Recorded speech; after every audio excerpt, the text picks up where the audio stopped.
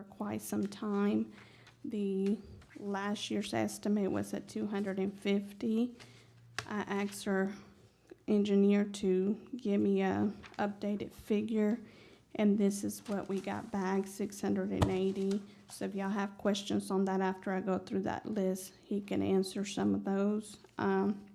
We're proposing 2 roll-off trucks at 600,000, 2 zero-turn mowers, 34,000, and then 2 vehicles at 120,000. One of the leases expires actually at the end of November, and then we have another one that expires January of 2024. So that is to replace those 2 vehicles coming up that will expire with the lease. Now, Mr. Norton has told me there's 2 vehicles that we own right now currently that he's going to use, and we're going to send 2 back. So we will have some savings on the lease expense on the expense side. Major projects, we have land acquisition for the compactor site at Stonewall, requesting 550,000. We have land acquisition for a landfill expansion, requesting 2 million. Then we have the Cell 10 construction, estimated to be at 8,100,000. Safety turning lanes at US 84, requesting 647,000. And I have put in here what's engineering cost in RPR versus what's construction. We have wetlands mitigation for future sales for 300,000, and then our land permit renewal for 500. So total improvements comes to 12,097,000 for the total capital budget request of 13,531. Any questions on? Yeah, to Mr. Baker, do we own the site in Stonewall now, or are we leasing No. it? We lease. It's lease. How much property will this acquisition cover? How much are we going to property? It's, Acre or something? No. For the new acquisition, we're trying to find something that's 5 acres or less. Yes, sir. I have a question for Mr. Norton. Yes, sir. Did Mr. Brown ever talk, well, you've talked to you about that, little bridge that's on, I guess, what's the name of the street off of Highway 84? First Street? First Street, yes, sir. First Street off of Highway 84. They ever talk to y'all about that? You ever get a chance to look at that bridge? Yes, we looked at it. Okay. Have you come up with any proposals as far as fixing it? Well, I've talked with Philip, with the road department. He has some ideas of doing it in-house. Okay. I don't have anything concrete nailed down. Yeah, I've gone out there with Philip and we both walked the site. They say it's cheaper to buy. Bounced around a few ideas. That's what they say. Okay. All right.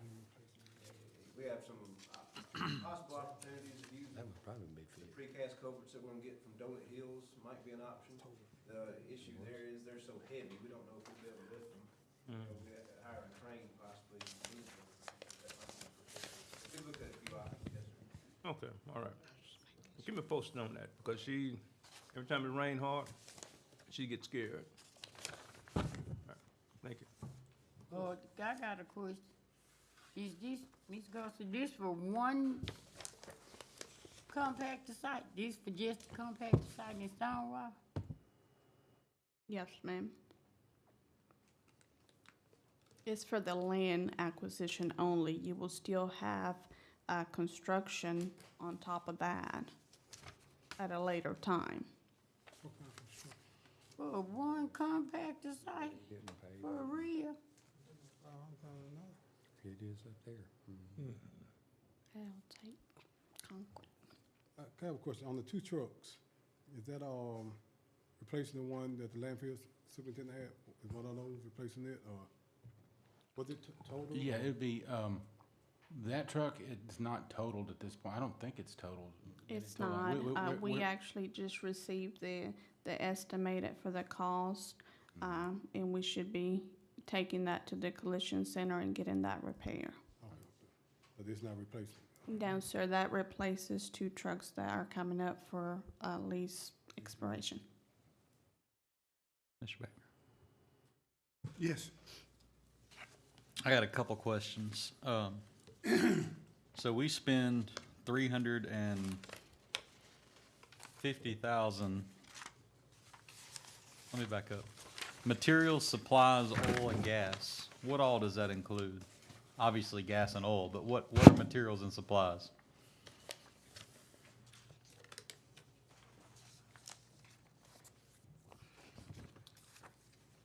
For the landfill, or you're talking compactor sites? The Landfill. landfill. That's mostly just oil and gas or diesel fuel.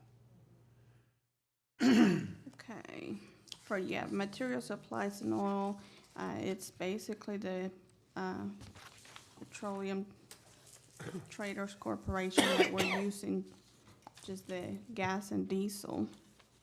So 550,000 total for oil and gas, materials and supplies with the compactor sites and the landfill. Now, the compactor site has their own line item. Right, it's 200. Yes, Be it's 2 and about, 350 be Yes, sir. 550. It seems awful strange that we need to spend 680,000 to manage $550,000 worth of gas. We're gonna put in fuel inventory controls for $680,000, and we only use $550,000 worth of fuel and inventory in a year. And you know that inventory control system, none of them are gonna last more than, I mean, the shelf life of that's gotta be 24 to 48 months, right? I think it lasts a little longer than that. It'd be similar to what you see at the road department. How long's that been out there? It's been quite a few years. I don't think we use that, do we? yes, sir. I thought that's where we just bought one for. We just recently allocated 200,000 or 300,000 for some kind of inventory, fuel system Yep. in the last 6 months. Not familiar with what you're referring. I don't know what you're referring to. We have a capital out, or we have a request in to acquire some heated storage tanks for the road department, but they haven't been installed yet. Didn't we get 400,000 from the state to buy some tanks? That's the heated And- storage Yes. tanks. Yes, sir. That's the asphalt products out there. That's Right. for the chip seals or for the tack coats and so forth like that with the asphalt operations. It just seems to me that, and we've discussed this before, you could buy one fuel truck and have a full-time guy on the truck riding around filling up the trucks, and him be responsible for the fuel in it, print out a ticket, how much he puts in each truck, and turn that ticket in. That's a whole lot cheaper than 680,000. Better believe. And we probably already had the fuel truck. We don't have a fuel truck out there. Then you know where it's going. Well, we got fuel tanks on every truck we own, just about. We So, currently have a 500-gallon fuel. just saying, it seems about like the bond proposal. It just doesn't seem responsible. Yeah, they have a trailer currently out there that they transport the fuel to the compactors and to the remote vehicles that they have throughout the site. But where we picked up on this was a set of plans that was sitting on the shelf. I understand. And we just updated the cost of that and bring it to the jury, so you can decide of the need. This is just presenting a very conservative view of, it has things in here like an oil water separator that costs quite a bit of money. It's gonna be a drain that, if you have a spill, it'll collect and it'll have the 3 pumps, one for gasoline, one for on-road, and one for off-road fuel. And then, of course, currently, we do not have a tank for the gasoline, so it'd be a new tank for the gasoline. And updating the electrical in that facility right there. So we- Electrical's kinda hodgepodge, We have a tank for diesel now out there, right? off-road and on-road, yes, sir. And at one of our meetings, a constituent mentioned that the company that they buy their fuel from is very similar to the company we buy our fuel from, and they provide the meter for that, the metering system. And It was Delta Resources? I think that was one of them, Delta Fuel. I'm just struggling, Do recall that. Mr. Baker, with spending 680,000. Well, I'll be honest with you, I'm struggling with that too, and in the meeting I had before this meeting, I voiced that concern to where I voiced that I don't think that we need to be carrying the road fuel there. And as far as I was concerned, our roll-off trucks can stop somewhere else and fill up with a fuel card. And we can probably get the fuel just as cheap, and we don't have to build a facility. And we can track the fuel usage probably better, because your fuel card like we use now, that a lot of people have, they do your automatic inventory on what the trucks are using. So we're gonna look into that pretty quickly and see if we can do it. We're actually, instead of just doing it, I had a weird idea to tell Mike to go out there and ask the drivers what they think about it, just so that we just don't pop this on them and then come back and make a decision on whether or not to go ahead with this project of building this, because I think this is outrageous myself, or either just let them just start filling up a Love's truck stop. It's right there by the landfill. They can fill up every evening when they come in, and the truck's full, you know? So that's less fuel we got to purchase at the landfill. We'll still have to have an off-road fuel tank there to fill up the dozers, but, and the gasoline for the pickups can be bought at any fuel station that takes the card. So why don't we start taking advantage of what's available to us? That was my first thought. The second thought was, didn't we just buy some mowers too? We just Yeah, recently we bought approved. some mowers for the sheriff's crews that goes to the compactor sites. Where will these go? Those are located at the landfill. What are they cutting You have a at the crew landfill? that's dedicated to the compactor sites, and you have a crew that's dedicated to the landfill. He just mentioned And the that. compactor site also, sir? Go ahead, I was waiting till you finish. And the compactor site also goes and operates, and does work at the airport. Okay. Can I ask something for you too? Go ahead if you want I to. was just about the lawnmowers again. You said we had some for the compactor site. That was the recent one we bought. We bought, It's either the compactor site or the ones they use here for the grounds. it was the grounds right here. Okay, those are the grounds ones, I'm sorry. We have, You had two for the Multiple landfill. You had two on here for the landfill? correct, What are they cutting at the landfill?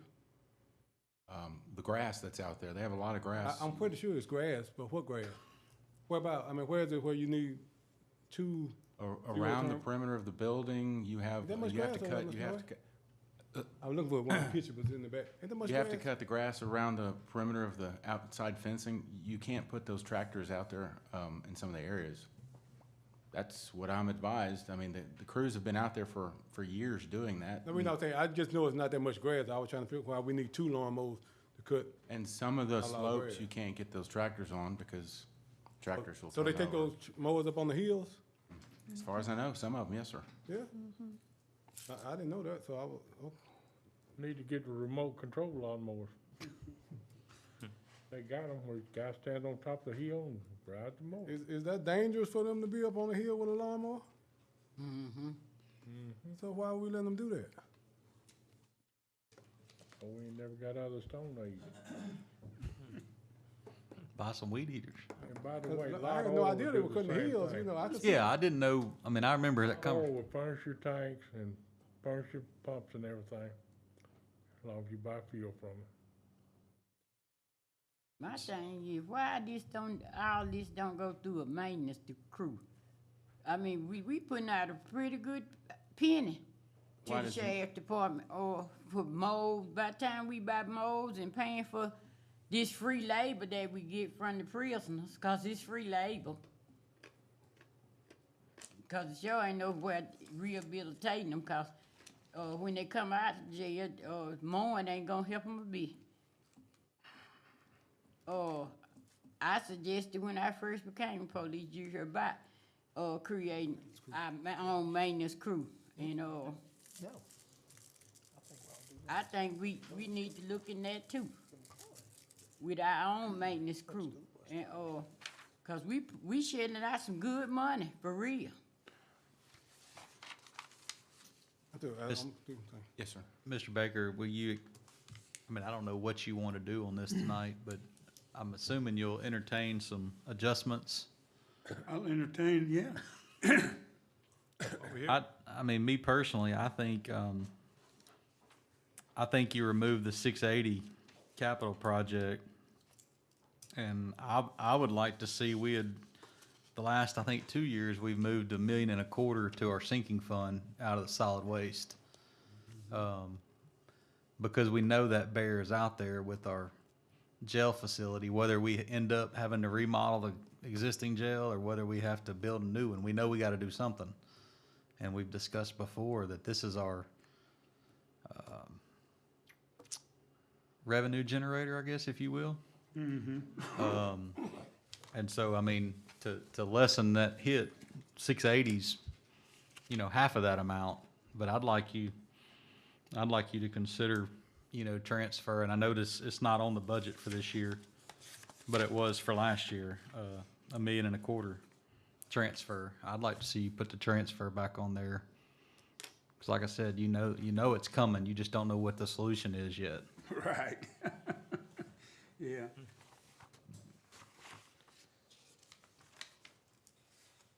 And the only comment I'll say to go with that is everything on here, like you said in the back, everything that's coming is a legit expense minus that fuel inventory control in my mind.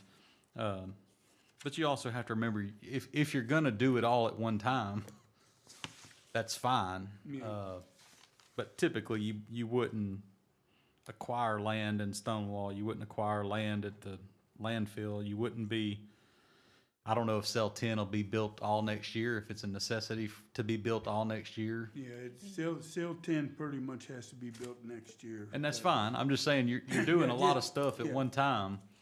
So I wouldn't be too concerned with doing what I just said with $1.25 million into a sinking fund, since you're biting off a lot of apples in those Well, projects. That's why the $1.25 million wasn't put on there this year, and that was just to make sure that we had enough funds really to finish cell 10.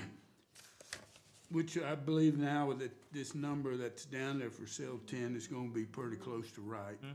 It's a current number that was given to us, I think, within about the last 2 weeks. Yes, So it is a current number. So I'm not, even though it keeps going up every time we get the current number, but, Well, I mean, that would only be changing our projected ending fund balance by $500,000, a little more than $500,000. It's not like we're depleting Well, the account. I still need a little bit for the fuel inventory control as far as upgrading enough of it just to sell the untaxed fuel, the off-road fuel. The pumps and stuff out there are about time that they do need to be replaced, the ones we have. And that could be done, I don't know, what that would cost. I'd say if we just subtracted 500,000 from that and left 180 there, just to upgrade the fuel system, that what we have. And if y'all approve and you want to transfer then the $1 million or $1.25 million to sinking fund, I believe the funds are available for that.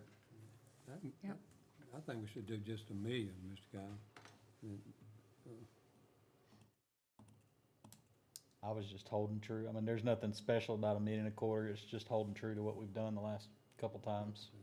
Is the only reason why I suggested that. I just think it'd be wise to, if you're not putting anything back, it's gonna come up and bite you at some point. It is gonna bite you. So we haven't put any money down on that at all? We did this year, $1.25 million. For this year. So will we lose it? No, it's sitting in an account somewhere drawing interest. Okay.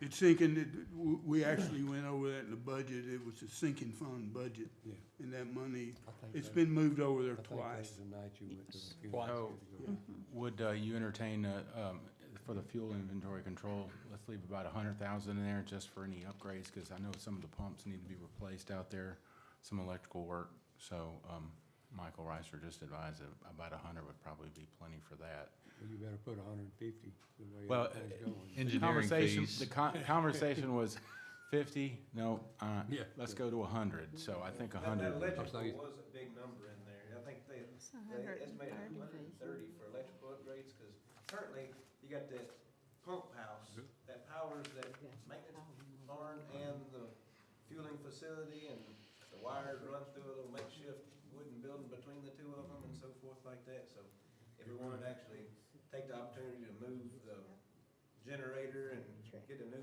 weatherhead set on the main building instead of that secondary building and so forth like that, but, you know, that's what some of the increased cost in that item was as well. Is the gentleman back there, is he from the solid waste? That walked in? No? No, sir. Nobody's here from solid waste? No, he couldn't stay. He met with us earlier and then he had to leave. Today, how do they fill up the dozers and the track hose with fuel? They have a portable tank that's mounted on a trailer. They pull behind a tractor, they fill it up and then carry it out to where the dozers are working at. So, Instead of running the dozers, you know, a quarter of a mile back and forth to fill them up, they Yeah. carry the fuel out. I anticipated that to be the answer, so my next question was, so this stuff that he's wanting to do is to fill up the portable tank? Yes, and to fill up the roll-off trucks, too. That's why I suggested in the meeting earlier that we start letting the roll-off trucks fill up somewhere else in the parish, like Love, since it's real close to it right now, and be convenient for them to fill up there. Or any place else, you know, it sells diesel fuel. Or they could drive to the road barn and fill up too. But, Well, Love's is next door. yeah, Love's is next door. And, you know, two of the routes, or half the routes probably come that way. The rest of them come from the other direction. But still, it's just a half mile down the road and they can fill up. I agree with that. I guess what I was going at is no need to pay $130,000 for electrical service Right. if we have a portable tank that's filling up all the dozers and track hose in the, Right now, it's taking, talking with them earlier, it's taking too long to fill up the portable tank because the pumps are old, so at least some of the pumps will have to be replaced. But if we get rid of the tax fuel and just have untaxed fuel, now you only need one pump. And so, you know, I can't remember. is that what your projections are Yes. encompassing? Yeah, I can't remember if it's 300 gallons or 500. We said it takes them an hour to fill that tank up. It's 500. Yeah, 500 gallons 500 takes an hour to sit there and just let that thing fill. So we can get them a pump that'll pump a little faster.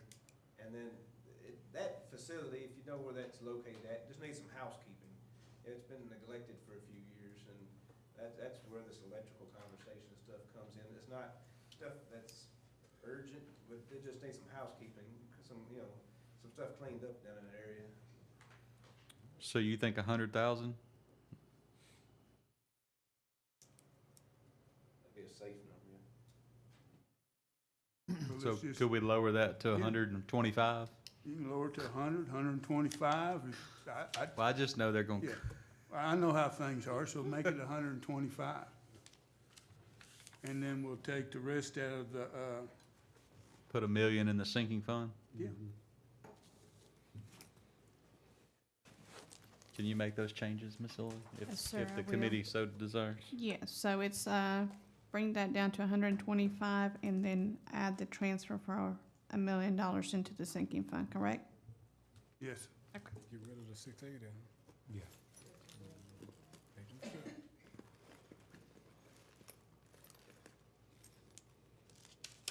And just my last comment, and I'll shut up. It'd be hard to believe, I know, but It's okay, the I don't fi- mind. You can ask whatever you want. the 550 for the compactor site in Stonewall, I know you and I have talked about it. I just got calls from now your constituents, or fixing to be your constituents, that they don't want it where y'all were looking. And I don't think, in hearing their complaints, I didn't know about it, but in hearing their complaints and hearing their concerns, it wouldn't make sense to put it back there. Well, we're still looking at two pieces. And one is, one I guess you're referring to off of Stanley Road. And then the other one's across the street from your bank. Right. So we're still looking at two of them. We're waiting on the appraisals on the property on both pieces. Well, I can tell you what they appraised for if you want to know, but just consider traffic flow and people getting in and out. You know, you're getting away from a busy intersection now that has a wreck, people coming and going. If you, I don't know how somebody hadn't gotten killed in front of the bank yet in Stonewall, but you're talking about every one of those residents crossing 2 lanes of Highway 171 to go to the trash dump. And usually they got trash in the back, so they're not going quick. Otherwise, it'll all fly out. Just consider that. And I guess some people don't like the one down on Stanley Road, so, you know. Oh, they're ready to burn it down. Anyway, but that'll be Mr. Latham's issue. Is it a blight issue on Stanley Road, or is it an access issue, or? Well, I mean, you know, right now, if you ever go down Stonewall Frierson on a Saturday from Baker Road to the red light, it's nothing but trash in the middle of the road, on the side of the roads, in people's yard. Because, like I said, they put the trash cans in the back and take off down the highway, and you know, stuff's flying out. They don't want that on Stanley. The other thing is it smells. As nice as our compactor site is in Stonewall, it still smells. And if the people behind it smell it at the strip mall where Subway's at, and if the sausage manufacturer smells it, Down Home Sausage smells it, I'm sure a neighborhood and people that live 100 yards away from it don't want it, you know, across from them either. And they're concerned about all the traffic you're now dumping on their residential streets, to where now it's not on a residential street. I understand them wanting to move it and stuff, but aren't we finna be up for a renewal for the land fee? Tax? Taxes, yes, ma'am. 2024, it's when we'll have to put it back out. That's what I thought. And y'all think it'll be a wise decision to spend this kind of money on one compactor site and asking these people to renew it? That's for the jury to decide. I want y'all to consider that, cause that might pose a problem. And just to remind the jurors, I'm sure y'all remember, but I think they put 400,000 in this year's budget, or 300,000 Yes, sir. in this year's budget that didn't get used because they hadn't found any property. That's the problem. You're never gonna find a piece of property that's gonna make everybody happy. Oh, I understand. Not with a compactor site. Yeah, I'm telling you, they're gonna pose a problem with the folks down here. I'm telling you, they will.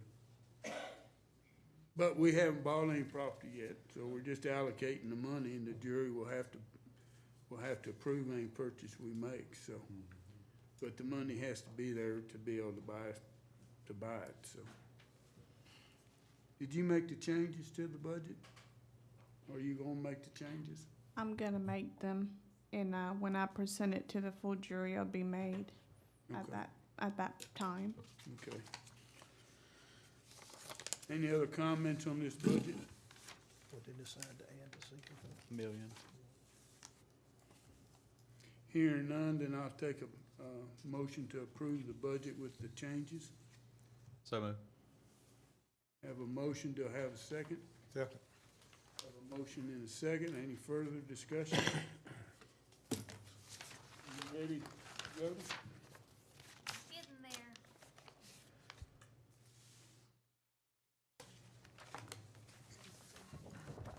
Is it ready? Yes, Y'all please vote now. I'm telling y'all now, I'm gonna have to vote no on this. Okay. I'm gonna have to vote no. On this book. I'm telling you, they gonna pose a problem. With that. So this is just a reserve. Motion passes. Motion to adjourn. Have a motion, do I have a second? Oh, second. Have a second. All those in favor say aye. Solid Waste Committee is adjourned. Excuse me, Budget and Finance Committee is adjourned. Call to order the Insurance Committee. Call for any additions or deletions. Being none, Yes, and public comments? Seeing none, we'll go to insurance items. Item number 1, approve the best group health insurance proposal from the insurance broker for the DeSoto Parish Police Jury.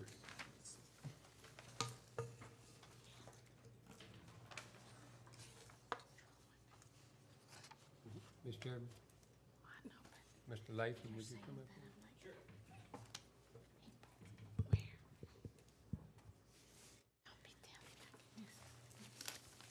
Mr. Chairman, I'd like for him to give us an overview. I think he's looked at these. And, you don't have to make a recommendation, just an opinion. Just do it however you'd like. Sure. So, I looked over the proposals, of everyone. And just given the proposals 2 days ago, I can't give you 100% certainty on which one's the best. Without consulting with the brokers, looking at them in the eyes, asking them questions, that's important, for an employee. And first off, someone that employs someone, and people that, I'm sure some of you guys have, and ladies have employed people or managed people. Health insurance is really important. And sometimes it can be life-changing, so you wanna make sure when you make a decision on health insurance that you know what you're doing. Exactly. And also, another thing I wanna see is the dependents and the spouses staying on the plans. That's super important for an employee, I feel like. That could be a life-changing event if someone's benefits are taken away unexpectedly just because of a budget, when we've got plenty of money to cover any of these plans that are in front of us for the jury. So, you know, one thing that pops out, and I guess first I'll say, on the current plans that we have, that the jury has now, are we unhappy with the broker that we have? Have they not given the jury or given the employees the service that we would like? I don't know if it's so much the broker as it is the companies themselves. Okay. Mm-hmm. And I don't know, you know, brokers can, I guess they take our complaints to the insurance company. Mhm. But ultimately, it's the insurance company that make the decisions on whether to pay or what not to pay, or what to pay, or what not to pay. So I want the jury to always know that you have the decision to pick your own broker, and keep the plan that you currently have. If you find a broker that you're more comfortable with, that can give you a better service than the current one you have. I haven't visited with the current broker, but I just want the jury to know that is an option. So you can sign a agent of record letter to move the policies that another broker can just manage for you and service for you if you feel like the service isn't up to par. Okay, that's the first thing I wanted to do. Any questions on that one, on that part? Well, I'm like Mr. Jones, and it's not really just the brokers. I have witnessed firsthand of the company itself, and it's just not working for me and my family. It really is not. I hate United Healthcare. I'm just sorry, but they've shown me that they're not a good company. I mean, then when you call in and try to get them to give you some relief or whatever, they give you the runaround. And they had these people call you back, but nothing ever changed. You still stuck with $50,000 worth of bills that you gotta pay. And then you not to keep counting about your medical expenses, your medicines, your all this. When you get everything got a copay. And you never get caught up. I mean, if I go to the heart doctor this year, by the time I finish paying him, and it's time for you go back for your checkup next year, you faced with that same $5,000 over again. And I just think we can do better, and I want to look for something else besides United Healthcare. Ms. Parkman? Cause like I said, I had to, be taken by ambulance I was in Shreveport, and my bill was $1,500 something, and they only paid $200 and some dollars of the ambulance bill. And that's crazy, you know, it's just hard, you know, like I say, that's too much money that I had to be out of pocket for that. That's where I feel, you know, that was crazy. So I think some of these concerns that you have, like ambulance paid, heart doctor, cardiologist type things, I feel like this is something that should be brought together. It should be looked at the beginning of the year. And when you're getting these quotes together, yeah, they can't give us a price in the middle of the year, but they can give us a plan of what will be covered and how it will be covered. So that's something that we may want to think about in the future. But we don't have, I don't mean, we don't have time to wait to. No, we don't. So On that's this what one, yeah, that's what I'm yeah. saying. So I got if what you're saying for future. yeah. And then last year, they tried to force us into accepting. Y'all recall that? Last year, they gave us a deadline. We gonna have to do it this day right here, or else. So one thing that really popped out was the hub quote. I mean, their best case scenario was $1 million less than if we just keep the same plan. So that was a huge red flag there. Like, and the Jay Whelan, which they came up here and said our numbers are solid. Okay, they said our numbers aren't going to change, but on the Hub International, on this page right here, this is the first page of their proposal. On the second page, it's got this tiny black and white right here. It says, where is it?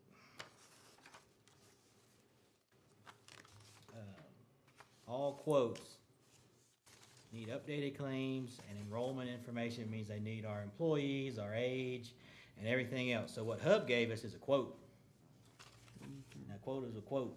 It's not solid like Jay Whelan told us it was solid. So if you think about, really think hard about what a quote is, because we could potentially save somewhere between $1 million and $675, best to worst case scenario. But that's just what they proposed as a quote. So when it's submitted and everything comes back, it may not be any savings at all. True. That's without knowing what our yearly expenditures are. Yeah, that's not without knowing our employees, age, history, experience, that kind of thing. And then if you have a What- pre-existing, What is your opinion, self-insurance versus full coverage? So my opinion is, it was, for me, if I was deciding on this and giving my opinion to the jury, I would say stay with what you got this year. There's too many unanswered questions on both of these plans. I think that we can do a better job next year at being prepared and asking the right questions and making sure that your concerns and everybody on the jury's concerns are gonna be met with the right plan. Now, the other thing that I would suggest is, and this is up to everybody else to decide, the plan went up pretty good. I mean, the plan that you currently have went up 27%. So, and like I said, our employees are important, and our employees, their wages are about an average of 50 grand a year.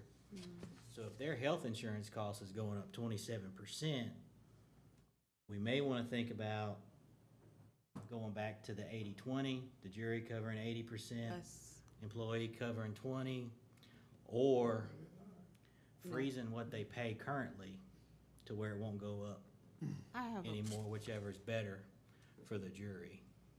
because if we go back with the 80-20, that means it's less out of pocket for the employees and Right, less out of their check. out of their check, because Because the jury currently pays 75% of the cost, and the employee pays 25% of the cost out of their paycheck. yes, That 80-20 is for the cost of the insurance, doesn't have anything to do with paying their Right, medical bills. right. The jury pays We 20% pay of total. 70, I think now. 75.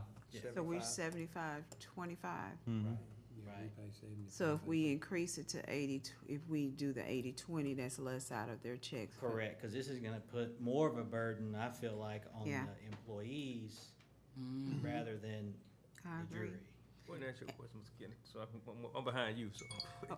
I've been waiting on recognition.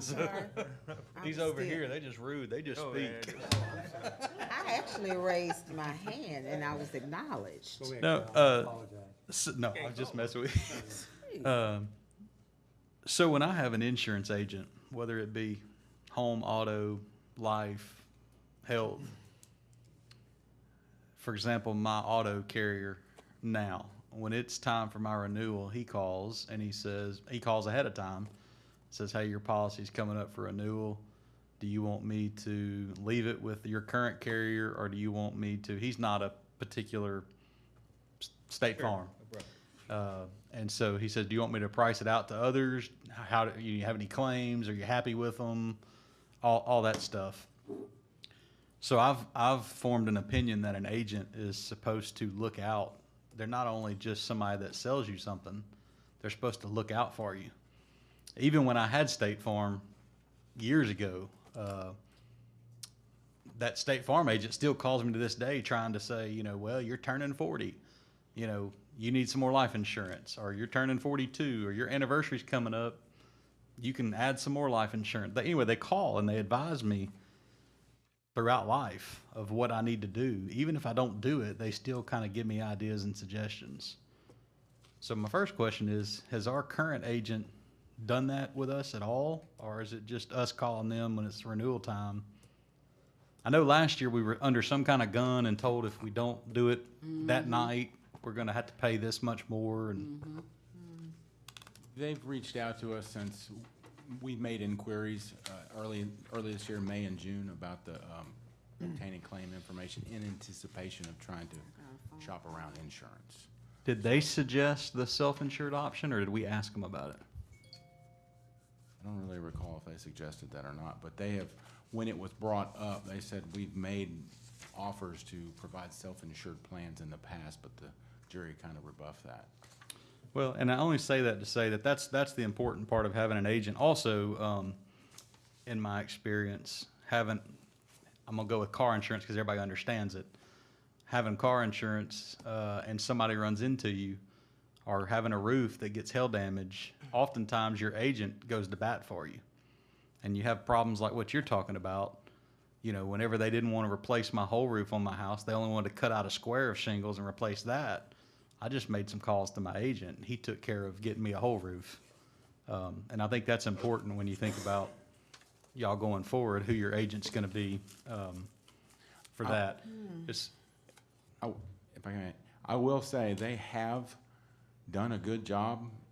We have not had any issues. I'm not on with the it. insurance. They have some issues, and I'm just saying. The broker's done a good job, because the broker does reach out to some employees about, if an employee has an issue, they've said, call us.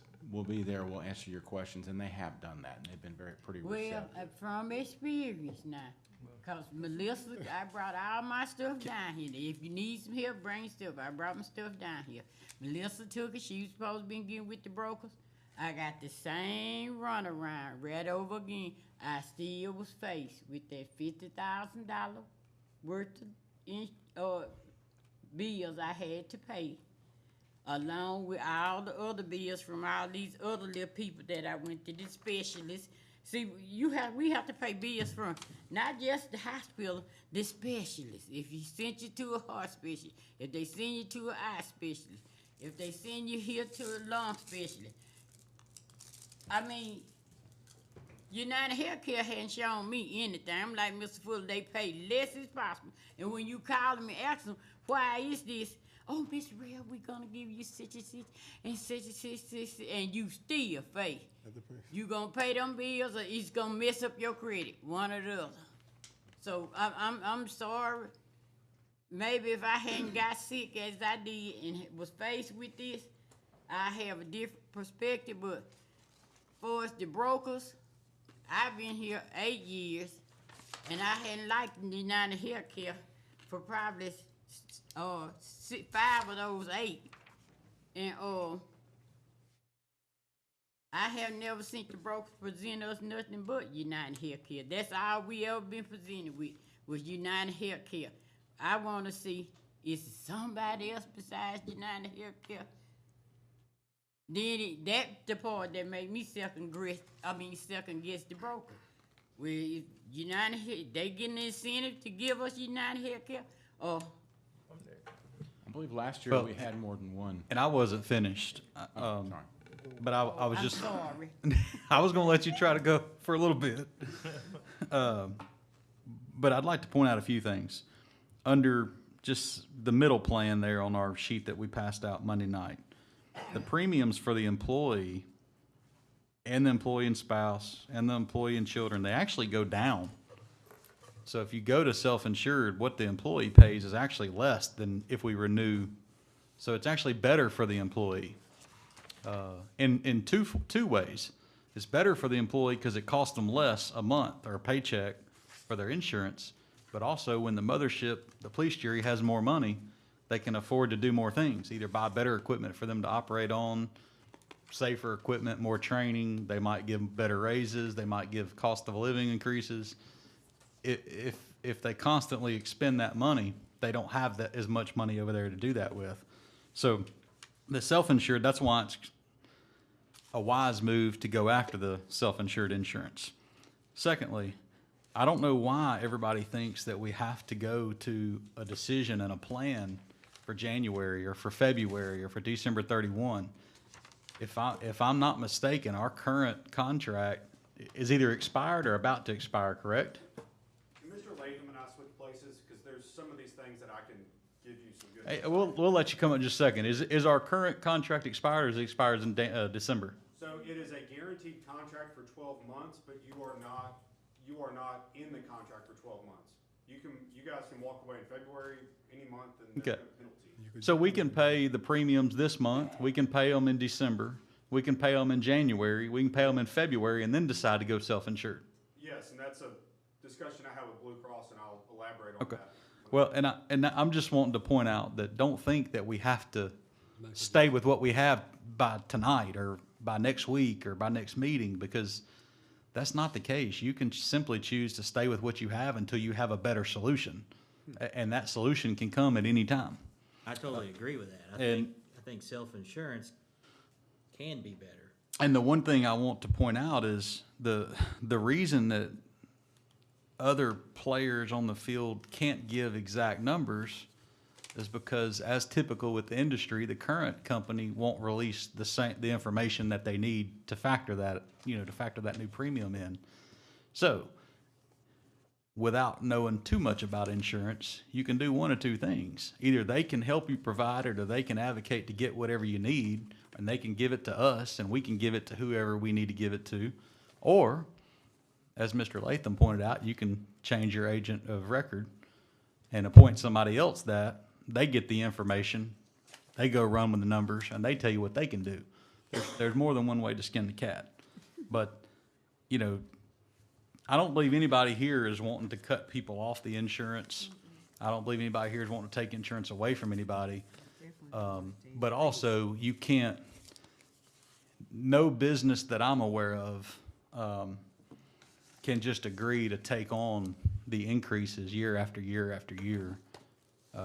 It's just not, it's not a sustainable business model, and I know we're not a business, but we're spending taxpayer money, and you just can't, you can't just say if insurance goes up 27%, we're just gonna cover that and eat that, because they don't pay taxes to necessarily all cover healthcare insurance. They pay taxes to get a service from the government, i.e. roads, solid waste services, other things. And so I just think you need to be careful. You have to be responsible with a reasonable amount. And last thing I'll say is the current premiums that we charge, like say we stayed with the same company right now and we just renewed at the new rates, the employee cost would be $252.36 a month according to the sheet. That is a month, right? That's not per pay period? Yes, it's monthly. Okay. So I'm insured with a company that's got 20,000 employees in it, and I pay more than that per pay period. And so, it's not like our employees have a raw deal. They've got a pretty sweet deal. It's expensive. Healthcare is expensive. It is. It's just the world we live in. But that's all I have to say, Mr. Chairman. Parnell? One of the things that I want to emphasize on is not necessarily, I guess, the money you're paying but it's the service. It's about the service. And when you need that service, man, you land up in the hospital or you're going to get some medication, you find out, well, they're not paying for this anymore. And why they're not paying for it? Maybe the cost went up a little bit. I think all of them have United Health in them. If I'm mistaken about that, all of them carry United Health. All the brokers came and make some presentation with United Health.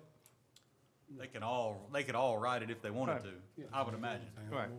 So if all of them carry United Health or whatever brand of insurance they carry, it comes down to how hard that broker is working, that insurance company, for the people who he's serving to. I don't know. I was impressed, with the I was impressed with some of them. Some of them I wasn't so impressed with. But did any of them carry Humana? Did it?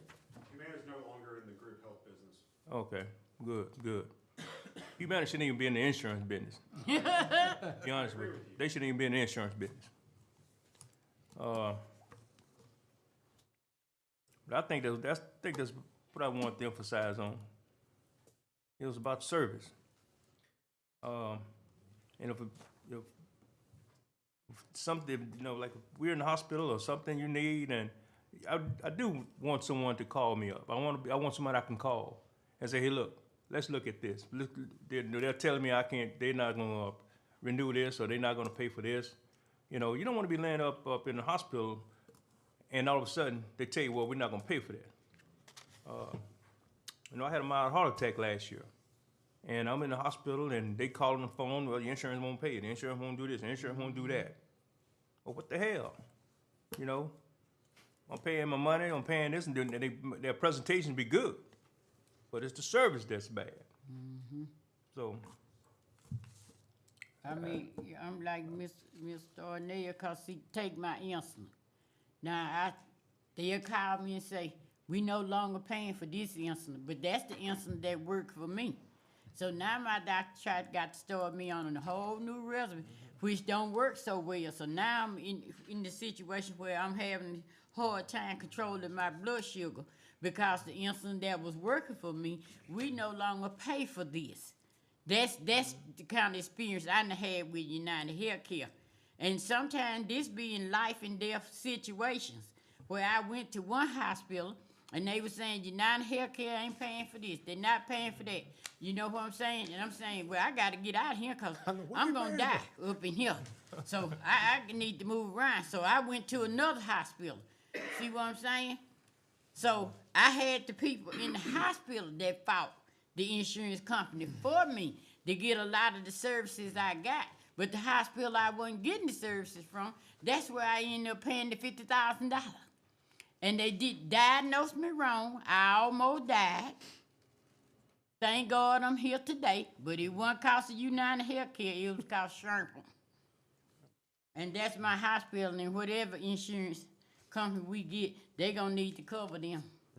Well, Ms. Burrell, they all, on prescriptions like insulin, I'm a diabetic myself, I don't take insulin, but they all swap. I mean, they'll cover the same pill for 5 years, and then all of a sudden they don't cover that pill anymore, they want you to swap. But that's every company, that's not just United Healthcare, I have Blue Cross Blue Shield, they do the same thing. They won't even let me use the local pharmacy in DeSoto Parish. I gotta go to CVS unless I wanna pay full price. But they all do that. That's a business model they do. And so you're not gonna solve that problem regardless of what agent you choose or what company you choose. You're gonna have that problem regardless. Well, I had the experience from another insurance company. Cause to keep experiencing from that same one, that disturbs me, not my blood pressure. Mr. Fuller? My question was, last time we did the insurance thing, we talked about looking at it as a group with the sheriff department, with the school board and all of that.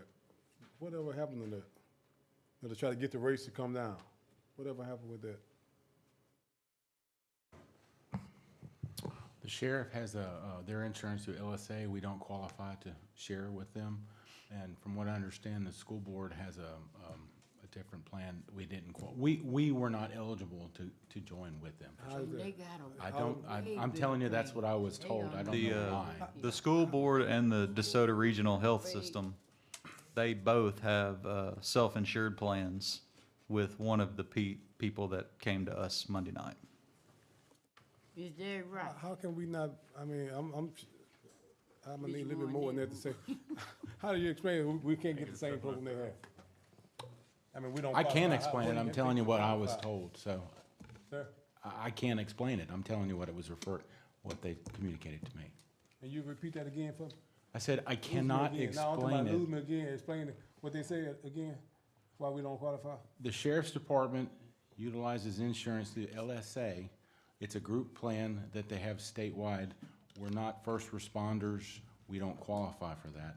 And the school board, at the school board office, when I asked that question of, I think it was Danelle, Jill Rutherford. when that question was asked, it was says, we are not interested in participating or adding y'all onto our plan. So at that time, maybe that's an option now, but that's not something that was, When you're self-insured, you don't want more people from an outside source. There's no reason to have that. I guess hence we're not interested in, adding y'all onto our plan. Mr. Chairman. This gentleman back here, I know it's by monthly payment, and you said that contract was for a year.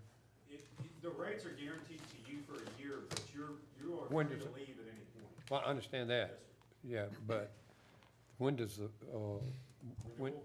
when do we depart? I mean, when does that year end? January 1. January. Your calendar year renewal. Calendar year. Can he come up, Mr. Chairman? Sure, come on up, Joe. You need Mr. me? Vernon, if you wanna come up with it? You don't have to, you don't have to leave. We can get another chair, y'all can all sit up around the table. So, try to answer a few of y'all's questions. So it's a policy in our office that we shop every renewal with every available carrier every year.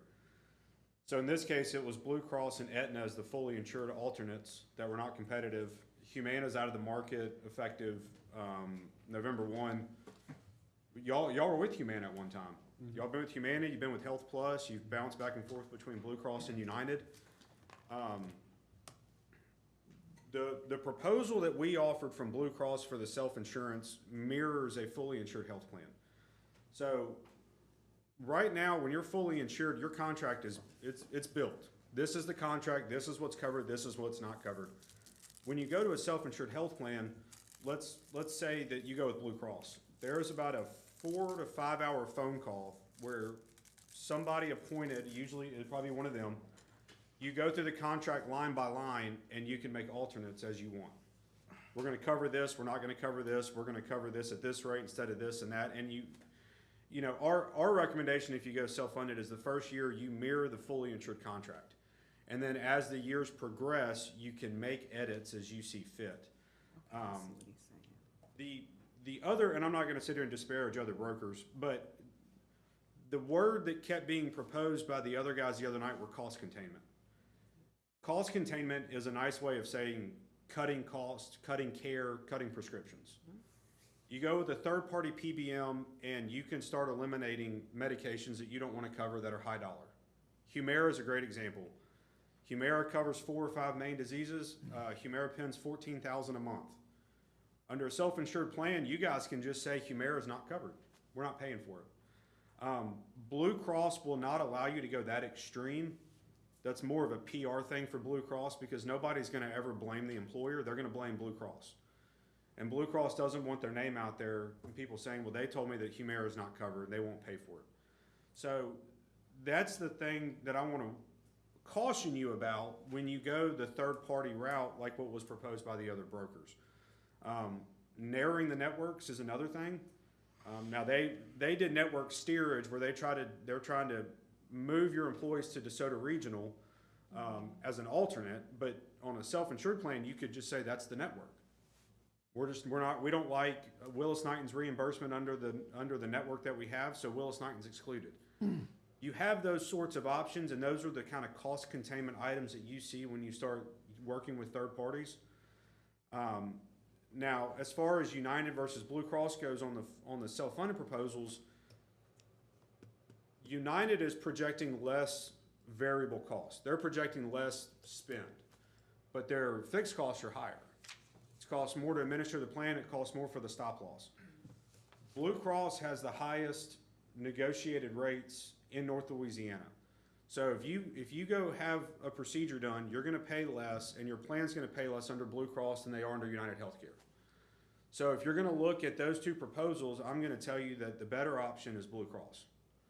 I'm also going to tell you that I am not a big fan of United Healthcare as a broker. United Healthcare represents a small block of our total business. Blue Cross is a majority of it, just because that's how they are in this area. We have more service requests on United Healthcare than we do on all of Blue Cross. We have a 1,000 life group with Blue Cross that is a nationwide employer that I can count on one hand how many service-related issues we have a year. They're minimal. They are a mutual company. They are not a for-profit corporation. I don't know if any of you own stock in United Healthcare. It is a great stock if you own it. It's about $500 a share. We have moved some groups away from United, and they were groups that of the size that warranted a call from a United Healthcare executive wanting to know why they lost the account. Those were the issues. We had service-related issues that we don't have with Blue Cross, and the response was, well, that's how we treat our business. So Blue Cross is a profitable company. Blue Cross was in the middle of a buyout. They were supposed to be bought by Elevance. That deal fell apart. It's our hope that that deal falls apart again when it comes back up. Because when you run an insurance company like for-profit instead of a mutual company, that's what you get. I mean, United Healthcare is in the business to make money. Exactly. If you have a bill for $50,000, Ms. Burrell, I would really like to have that bill, so I can work on that for you. Honey, I done paid it down to 2,000. Well, if it's a bill that United should have paid, then I'll get them to pay it and pay you back. Okay. Because they should pay. that is, now I understand, you know, this is what insurance companies do. They pick and choose what they cover. They change it from year to year. I will tell y'all that I think you and your employees would be the happiest with Blue Cross. And I'm going to tell you that if you go with a third party and you utilize cost containment solutions, while your budget's going to look better, your employees are not going to be happy. That is my personal opinion. I sought a quote request from 90 Degrees, which was the HUB proposal. They were not willing to provide me a proposal because they were already working with HUB. Had they have given me that proposal, I would have showed it to you, and I would have had a big asterisk by it that says this is not what you need to do. If you guys are purely worried about your budget, that's the way to go. I will tell you, they have severely undershot the claims projection. I pulled some numbers from Mike and Lily. The 5-year running average, your plan has spent $154,000 a month in claims. HUB was projecting $80,000 a month in claims. Those numbers don't work. Now, you're buying aggregate coverage, so the 1.8 was the maximum. You should never have an aggregate claim on a self-insured health plan. You should never hit the max. And there's a 25% buffer, and that's a federal law. It's called a risk corridor. So they estimate your claims, they put a 25% buffer, and if you blow through that 25%, they'll assume the rest of the liability. Blue Cross and United sales reps will tell you that if you have an aggregate claim, that underwriter probably lost his job. It's just, aggregate insurance it's cheap. It's called sleeper insurance. It's there for a purpose, but you should never use it. The other thing that's mentioned from the 90 Degree quote was they included monthly accommodation to help you balance out your budget. You can't pay more than 1/12 of the maximum claims per month. That's nothing special, and that's baked into Blue Cross and United proposals. That's not an extra. That's just, they help you do that, because if you ever have an instance where, you know, you owe $1 million in 1 month, well, most organizations can't handle that. So the reinsurer will carry that cost for you, and you will pay them back interest-free until you have settled your debt with them. The other thing, you know, self-funded, it should not be looked at as a one-year option. Now, you can build in terminal liability that allows you to get out of a self-funded plan. Self-funded contracts are very important. So if you remember that people were talking about 12-12, 12-15, 15-12, there's run-in, there's run-out contracts, there's paid contracts. If you don't buy the right contract the first year, you have no safe exit from a self-funded plan. You can assume full claims liability. Then you guys may be sitting here next year and y'all got to pay $800 to $1 million in claims that were not covered under the stop loss contract. So I would ask you to, if you're going to go self-funded, you need to, as best you can, commit to a 3-year plan to self-fund. The other thing I discussed with my Blue Cross rep, the timeline, there are timelines because it's extremely time-consuming to build a group in a carrier system. And we always want to ensure that on January 1st, your employees have ID cards in hand. Because you can get in a situation, United Healthcare, you can submit a group on January 1st for a January 1st effective date. And on February 1st, you'll have ID cards. And they'll go back and they'll reprocess claims. Blue Cross has a pretty hard rule on fully insured groups. If you were to go fully insured, which it was not competitive, the group has to be submitted by December 1st. That ensures that Blue Cross has ID cards in hand by January 1st. The recommendation from Blue Cross was if y'all want to entertain saying, as the insurance committee, we are going to self-fund, but we are going to self-fund when we have time to do it. It's possible for y'all to sit here and say, we're going to do it for March 1st, or we'll do it for July 1st. If that helps your budgets, if the group renewing, getting your proposal in September, October, and doing your budgets, if it doesn't work for you right now, we can change the effective date to mirror your budgets. That's not a problem. I would not recommend moving a self-funded plan effective date. Fully insured, that's fine, we can do that. But if you want to say that it works best for us to go self-funded or change plans June 1st, that's when a self-funded plan would start. You'll have to get updated claims information. That's what Mr. Latham was mentioning in the proposal. The Monday afternoon, Blue Cross notified us that the proposal they had was firm. They would hold the rate. I don't have any more claims information than the other brokers have. On a fully insured plan, claims information is very hard to get. They hide behind HIPAA, but in all reality, they don't want to release it. So I had a proposal on the table from a captive. The captive wanted specific information on certain claimants that were identified in the claims report. Blue Cross, or United, I'm sorry, refused to release that information, so that quote was not valid. Those are the options that are available to you. We can do an open enrollment now. You can renew as is. You can renew with the plan option, stay fully insured, and change the deductibles, and then we come back down here in June and we do another open enrollment and you go self-funded. But those are, in my recommendation, those are your options. I would personally recommend either you stay with United Healthcare until you decide to self-fund and you self-fund with Blue Cross.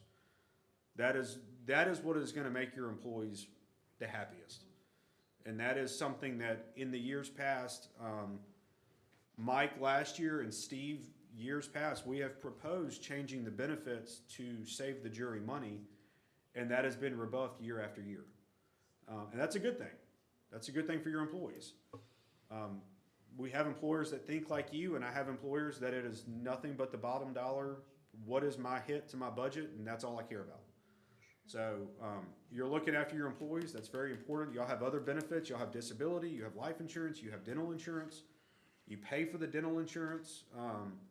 So you provide benefits to your employees and you're looking out for them. And that's my job, is to look out for your employees as well. And where I know from my experience your employees would be the happiest is with Blue Cross. I'm not being paid by Blue Cross to say that. I'm not being paid by United. I mean, I am as a broker, but there's no incentive anyway. We just know from our book of business where our employees are the happiest. And I can name you 3 groups last year that came to us and said, no matter what the cost is, we are leaving United and we are going back to Blue Cross. Mr. Latham? Sure, so you said a lot of things and that tweaked my ear, and I just want to make sure that you kind of hit these three things and kind of explain it for everybody as best you can. So the self-insured on the United Healthcare and the Blue Cross, we've got problems right now with the United Healthcare on the jury and employees. The Blue Cross and the United Healthcare premiums are basically the same. They are. Right? And then explain what stock and mutual means, and then also stop loss, kind of Well, like, especially okay. when you go self-insured. Yeah. Explain to everyone what that stop loss means. So what we quoted was a specific deductible of $100,000. And that means under a self-insured plan, the jury is responsible for the first $100,000 in claims on every individual on your policy, employees and dependents. If the claims exceed $100,000, the stop loss or the reinsurance will absorb those claims above and beyond $100,000. You then have aggregate insurance, which is if all the claims on your group are just below the 100,000, eventually they're going to accumulate up to, I think, 2.8 million was the projected maximum. That's the maximum claims expense under the specific deductible that you as the police jury would be responsible for. And that aggregate policy would assume above and beyond that 2.8 million, any claims that are incurred. That's not what should happen. Specific claims will happen. You will have claims that exceed $100,000. You hope that they pay out less than you paid in premium, or otherwise the stop loss renewal works like a fully insured renewal. It's obviously a much smaller piece of the puzzle. With that, the projected claims will increase. And so your exposure will increase as your stop loss premium increases the next year. Some ways to mitigate that risk is, instead of us sitting here talking about changing deductibles and coinsurance, we talk about changing that specific deductible level. Well, to lower our specific premium, we're going to then assume up to $150,000 in reinsurance, or $200 or $250, or I mean, it really can go as high as you want it to go. But Joe, I don't want them to all get scared. That doesn't mean we pay 100,000 times however many employees. No, that's just There's still a maximum There is. monthly premium that we'll pay. There is, yes. So if all the jurors on that side of the room have a heart attack and go over $100,000, that doesn't mean we pay $500,000 over there. No, you are not responsible. Man. You mentioned it, so. You already had one. You want to give her another one, man? You are not, under the self-funded proposals, y'all are not responsible for more than $100,000 of each individual's claims.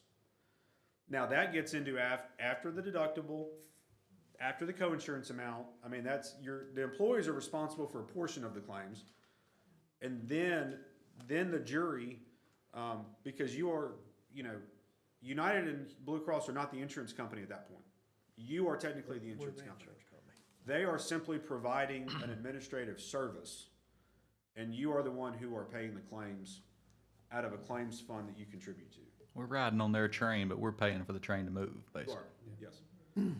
Is there a reason that the Blue Cross Blue Shield quoted 100,000 versus the other two companies? One was at 80, one was at 75. The reason we went with 100 was because the pooling level on the fully insured plan that you have now is 100,000. So a pooling charge is the fully insured equivalent to a specific stop loss. So what United does is, if your claims exceed 100,000, they remove those claims from your premium versus claims report. They stop looking at that because they have shifted that risk somewhere else. Typically, you would match the pooling level, Right. but that number can be moved. It's a little, and there's a formula. So you have to justify, for every 25,000 that you move the specific, you have to recoup so much in premium to make the switch. And we went through that with the Blue Cross underwriters, and they recommended 100. United automatically recommended 100 because that was the pooling charge. And you mentioned earlier in your opening statement that our employees wouldn't be happy with, or something along the lines of the employees wouldn't be happy with self-funded. You said something along those lines. No, I don't think they would be happy with some of the cost containment items that would be proposed in the other plans. The other two But- plans proposed is what Okay. it's about. I was just gonna say, because the DeSoto Regional Health System you don't hear them writing the paper saying we're being mistreated. Right. You know, the school board, you know they have good insurance. So the school board is self-funded with UMR. Right. UMR is a third party that's owned by United Healthcare. Both of them are, UMR. Okay, so. And my employer is UMR. Yeah. So, those proposals were not with UMR. They were with other TPAs. And as the hub rep said, we get very aggressive. And that is my concern to you is what is the aggressiveness? The only way to translate that is pinpointing and reducing and eliminating services and access. There is no other way really to do it, outside of going to like a reference-based pricing where you agree to pay a percentage of Medicare reimbursement. And nobody proposed that, and I wouldn't recommend that. I don't have the numbers, but what about the cost to the employee that comes out of their paycheck to go to a self-funded plan? So there's two, and that was something that Lily had mentioned. You don't, on a self-funded plan, you don't have a premium. You have an equivalent premium, and those are two very different things. And y'all have to decide, do you budget based on the expected, or do you budget somewhere between there and the max? What some organizations do is you budget the expected, and then the jury as a whole is aware of that spread. And I think that spread was about probably about $400,000 between the expected and the maximum. So if you budget the expected and you hit the maximum, does the jury have a way to pull $400,000 to make up that difference? That's where the self-funded and the budgeting comes into play. If you don't have that ability mid-year or at the end of the year, then I would tell you to budget to the max. You fund the claims fund to maximum, and you hope that at the end of the plan year, there's money left over for the next year. But some companies just set a rate. I mean, those rates are recommendations. The premium rates are simply a recommendation based on what the insurance company thinks you are going to spend. Richard? I have a quick question. Yes. Like I said, I'm not an insurance person, but like I said, I know I have, with the police, we have United. I have, like I said, Blue Cross Blue Shield. Secondary? Secondary. Would this interfere with that? It was like double dip, with that? Well, you have a primary and a secondary. That's not going to change no matter who the carrier's with. Who's primary and secondary is a federal law. So your primary insurer is one, they have to pay first, and that's a coordination of benefits. That's so that both insurance companies know that they're getting a fair shake. One's not being hung out to dry, and the other one's getting away scot-free. I guess what I'm trying to understand, like I said, you keep mentioning the United Health, and you mentioned the Blue Cross Blue Shield. And so I don't know if they were like partnering together with what you're talking about, and would that interfere with my secondary is Blue Cross Blue Shield? So There'll be no change. No. Whoever is primary is they will run your claim through now it'll be easier if they're both with Blue Cross because it's both being done in the same area or same company, but it still follows the rules of coordination of benefits. Okay. Who pays first, who pays secondary. Yeah. Mr. Mitchell? I Googled this and spent a lot of time. Yes, sir. A self-insurance fund is regulated by the federal government, isn't it? It is. It's regulated. The self-insurance fund is not under the Louisiana State Insurance Commission, is that correct? That's correct. Okay. So y'all would be a non-governmental or non-federal governmental health plan, which follows some different regulations, but you're not bound by state law. Cover if the state were to mandate certain benefits. Now that doesn't really happen here. California and Oregon, they are ones that they pass state laws that they force their state health plans to cover certain things and do specific ways. But self-insured health plans step over. That's when you get into the preemptive clause of who's mightier. In that case, it's the federal government. Yeah. So what I just did was if we stay with the plan that we currently have, the cost to the employee, Go ahead. sorry, Go ahead. No, you're fine. the cost to the employee will go up 33% if we stay with what we have currently. If we go to a self-insured plan with Blue Cross, the cost to the employee goes up 15%. I may want to check my numbers, but that's what I just did.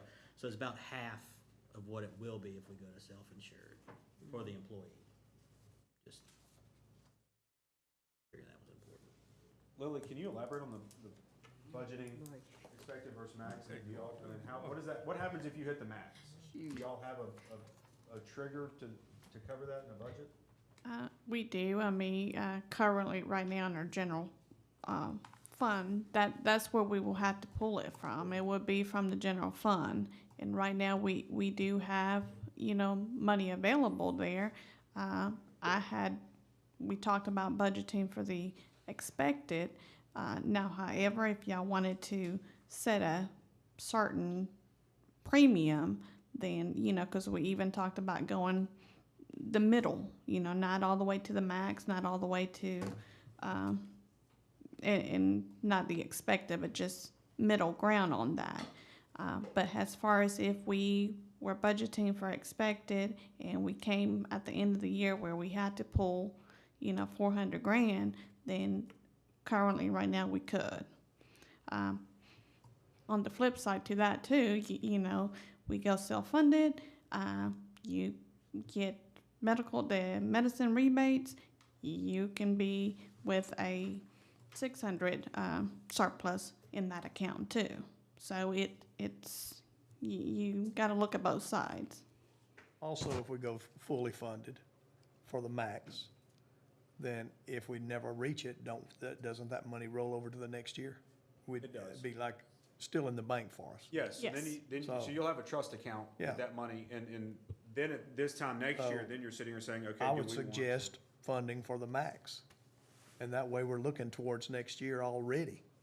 And, like he just got through saying, you don't want to go, self-insured 1 year at a time. You're looking at, Multiple. You're looking at long-term. long-term, yes, sir. so that would be what I would say personally. And y'all may want to entertain, if y'all have the ability, to look at maybe not charging your employees much more than they're paying now, and then y'all just fund it, and then see how it ends up at the end of the year. You're gonna have a claims lag, so when you look at claims paid, the month the claim is paid, it's not incurred that month. So January of next year, if you go self-insured, your January claim should be minimal. I mean, minimal. So you can expect in year one of a self-funded plan to have a claims lag, and if you run as expected, at the end of the year, you will have money left over. And then this discussion next year is, okay, do we want to reduce the deductible? Do we want to reduce the employee's cost? That is the hope. It's by no means guaranteed, but that is the hope and the expectation. Mr. Becker?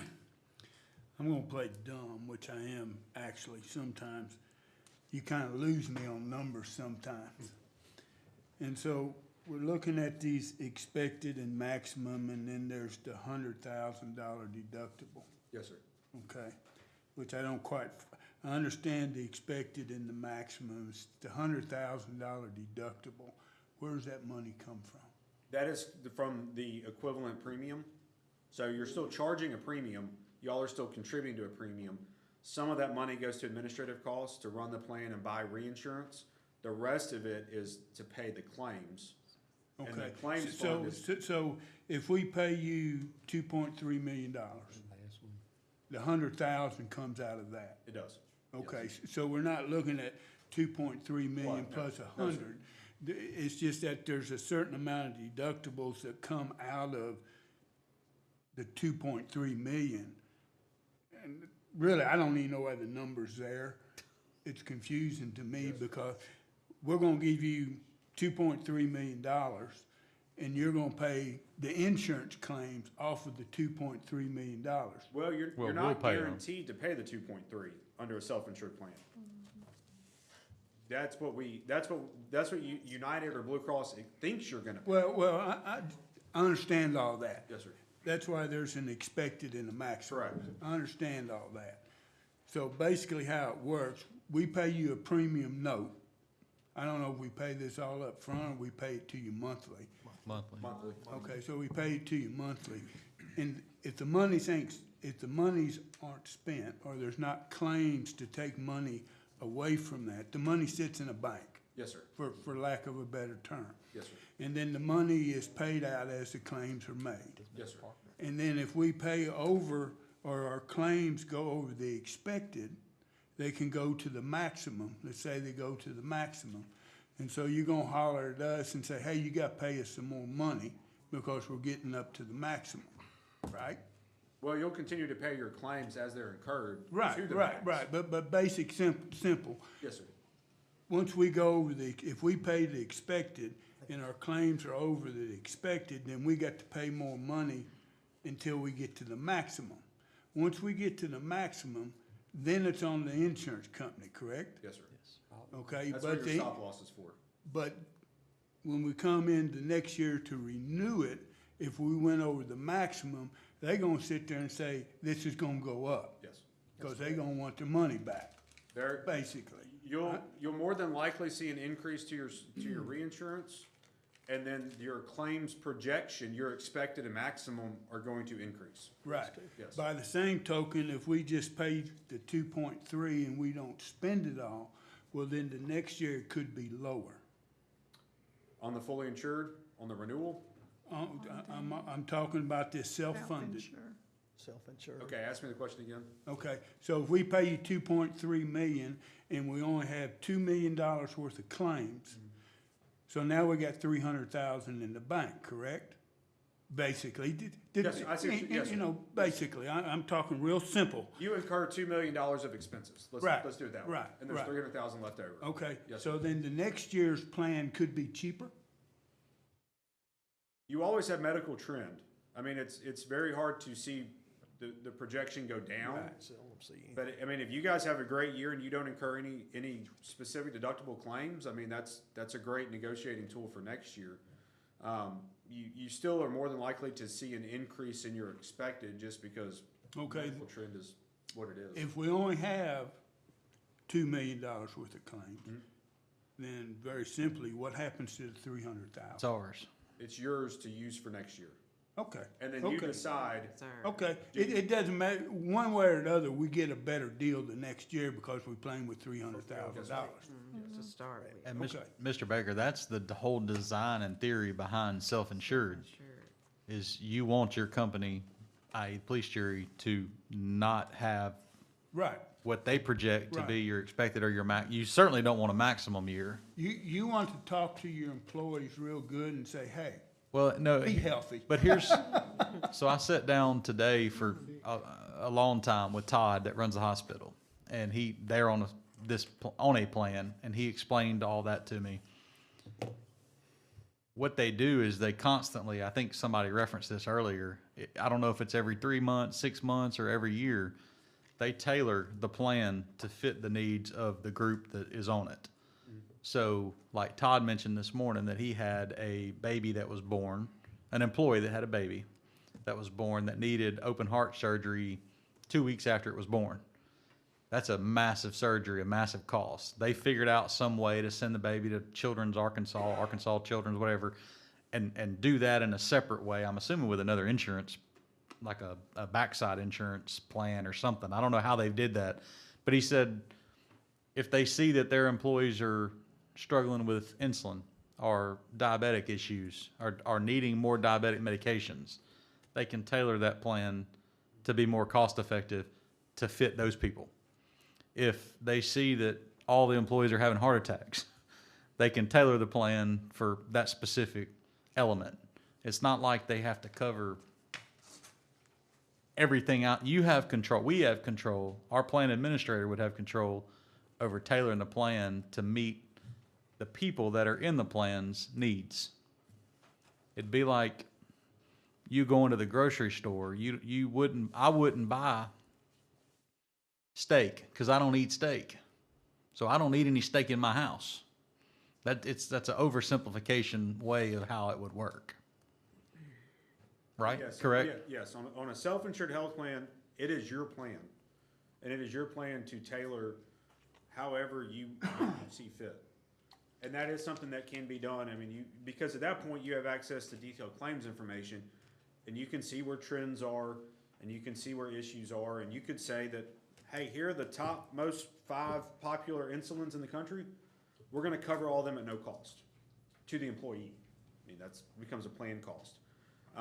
But those are things that you can do self-funded that you cannot do on a fully insured contract. Correct. Because at the end of the day, for the most part, you know, on a self-funded plan, y'all are absorbing a lot of the risk. I mean, that's self-funded as a risk versus reward situation. The insurance companies on a fully insured side, they're taking the risk and they're also trying to make a profit. But we also pay for the risk at renewal every year. You do, and y'all have had a considerable number of years where you've had very good renewals from United Healthcare. It's just one of those instances where it caught up with you. And I can tell you that a 5% over the last 5 or 6 years would have been a lot easier to stomach than 0% for 5 years, and now you're at a 27. That's, you know, but you never know if that 27 is going to pop up. I mean, we did a good job. I think every year for the last 5 or 6 years, we negotiated a decrease from the initial offer. One year we had a 6% decrease, but it did end up. Which is why, just for the people that weren't here or that forgot, the reason we went from 80-20 to 75-25 was because we had a reduction in premiums. Yes. And we lowered that to keep the same dollar amount for the employee, basically. And then on that note, I'd like to know our 75-25 split. How does that stack up with your other clients that they offer to their employees? Y'all are a government entity, and government entities are very generous. Private employers, most of them are paying 50 to 80% of the employee premium. Very few pay towards the dependents. My wife used to be a school teacher in Bossier, and you know, in Bossier they paid 80% across the board. So I think Caddo is similar. Now Caddo offers 2 plans. One of them is a Blue Connect. It's a very narrow network. That's, you know, where you get into network steerage, and then they have a point of service, which is a statewide plan. So Caddo tries to contain their costs by network limitations. But y'all are very generous. And most, like I said, most. Say most it one more government time. entities are. Say it one more time. So the 75-25 is not heartless. No, not at all. Especially on the dependents. Well, it was for me, 'cause that's when I got sick and when was caught up when it was the 75-25. Yes, so that's how I ended up with all them high bills. Well, he's talking about how much the jury pays towards the employee's premium. Now, but if Cost we of gonna do the best thing for our employees, that's not the best thing. Our employees' coverage though is 80-20. No. I know it. We The went back to the co-insurance amount is, 80-20. yes. We was 75. When I got sick, that's what it was, 75-25.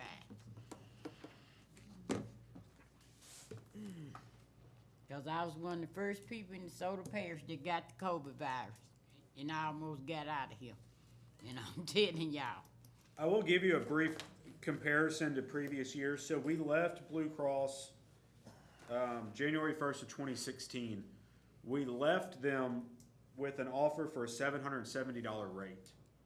Your rate currently is $794. So you've had good years of you know, steady trend, steady increases. We went to United with a $645 rate. So they've gone from $645 to now we're at $1,009 for the renewal. That's a considerable increase, but that's also 7 years worth. Y'all were with Humana in 2006. You were with Health Plus for 07, 08, and 09. Went back to United in 09 through 2012, back to Blue Cross till 2016, and you've been with United obviously ever since then. Health Oh, Plus it's was switching Willis around. Knight.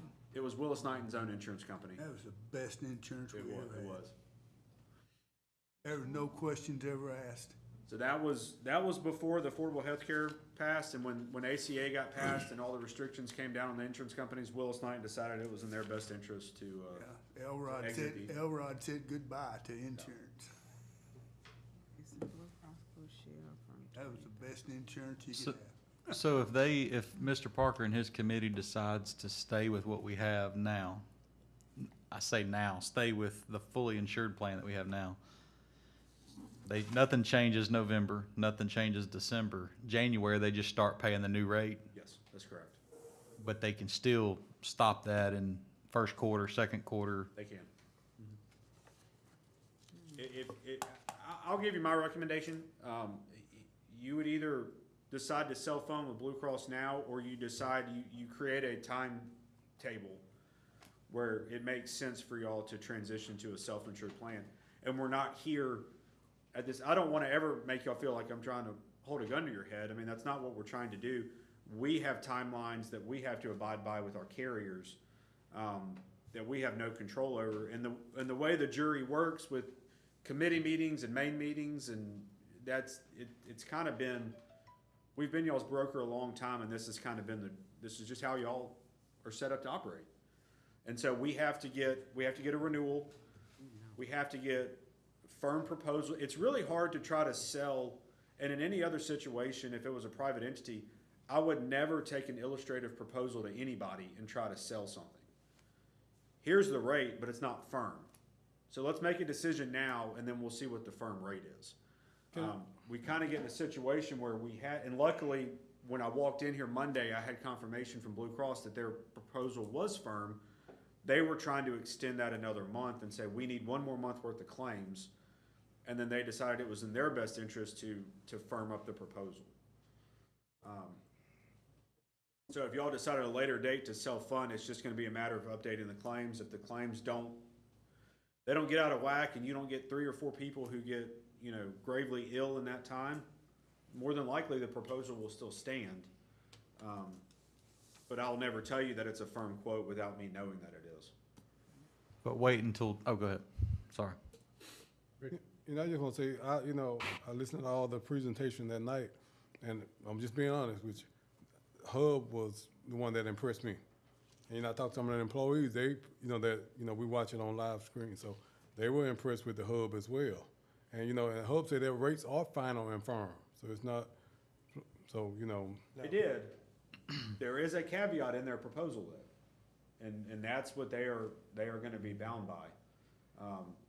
And I don't see how that proposal is firm. I don't see how you. Nobody does.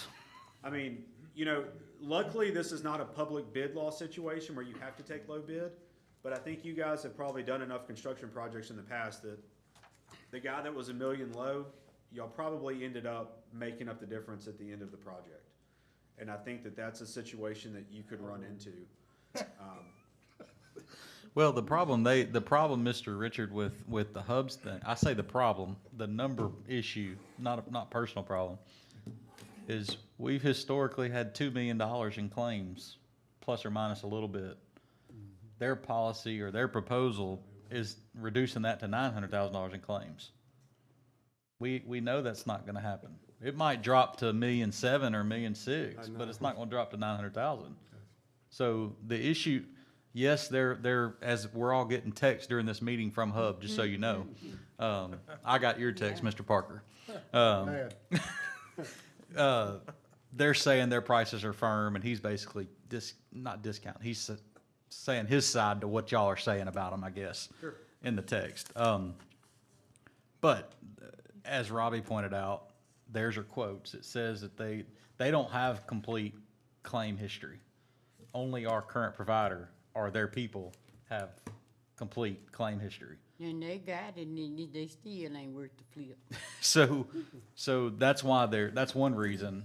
But the second thing is, if we went with Hub and we hit the maximum $1.8 million, which we most likely would, if I'm not mistaken, based off of our trends and history. It's like somebody trying to go get car insurance that's had 4 DWIs. They're gonna get hit across the head with something the next year. The other thing to mention, federal law says that fully insured health plans have to offer you a renewal every year. So, and they're usually capped. I think United's probably capped at 60%. So it could be that, you get a 60% renewal from United. Stop loss is not bound by that. I mean, it would be very hard, but you could find yourself in a situation where you are struggling to source stop loss. And I don't have anything against Hub. Something's not right when they're $700,000 less than the nearest competitor. I like Coop. I do. I was impressed with him. I just got another ticket that said 1.6 million, not 900,000. Said what? He said, we didn't say we would drop hard to 900,000. We said 1.6 million. Ready to go do something. Can I just make a quick comment, just so everybody kind of knows? The other two brokers did get the data up to what we were able to get from United Health. So just putting that out there, that everybody got the same data. Up to, I think it was up to August. So, And that's the same data that I'm working with. yes. So I just want to put that out there, that it was on a level field. Everybody got the same information. Everybody got the name, date of birth, all that kind of stuff. Everybody that's in the plan. Mr. Holmes? Yes, sir. Mr. Parker, I'd just like to make a motion that we send two proposals to the full jury. A proposal to either stay with the plan that we're on now with United Healthcare, and also to send a self-funded proposal with Blue Cross Blue Shield. Got a motion? Need a second. That sounds like a plan. Make a motion. May I ask a question? See if I'm talking to you and maybe changing it a little bit? We can change it a little, yes. And even though I'm not on the committee, can you make that proposal to where we stay with the original one with the interest of going to self-funded before June the 1st? Well, I was just making the motion to send it all to the full jury and let them decide. But yeah, we can change that to And to then your just go ahead second and make half the or decision either, to or stay. go with Blue Cross self-funded Funded. now. You know, you still your two-part that you just did, but with an option on if you stay with, our Our current, current, that we change it by the first of the year, or look at changing it. It might not, you know, may not change it. right. We'll make that motion. That sounds good. Can you read that back? Say that again. Make a motion to stay with the insurance that we have now with United Healthcare, with the fully funded plan. And then bring it before the jury in January to look at going to the self-insured plan with Blue Cross Blue Shield later. But I still want the motion also to go with Blue Cross Blue Shield self-funded now. Oh, you want Blue Cross Blue Shield instead of the United Healthcare? No, No, no. He's saying Can I they read your don't. motion? Yeah, go ahead. I'll make a motion that we stay with, I don't even know who we're with, because I don't use it. United Healthcare. That we stay with United Healthcare as is until sometime after the first of the year, and look at changing it to self-funded with Blue Cross, or going self-funded with Blue Cross now. Okay. So you're bringing That's three your options. motion, then. No, I'm only bringing two options. You stay, we vote to stay with United Healthcare now Stay where we are now. till after the first of the year, and then we look at going self-funded with Blue Cross. That's option 2. No, that's all option one. There ain't no option two. I wanna stay with United Health until after the first of the year and look at, and then go with Blue Cross, look into going with Blue Cross self-insured after the first of the year. That's one motion, or one part. The second part is just to go with Blue Cross self-funded now. I got you. Mr. Either do Baker. it now, or we do it in March. You gotta make the or somebody on the committee's gotta make the motion. now?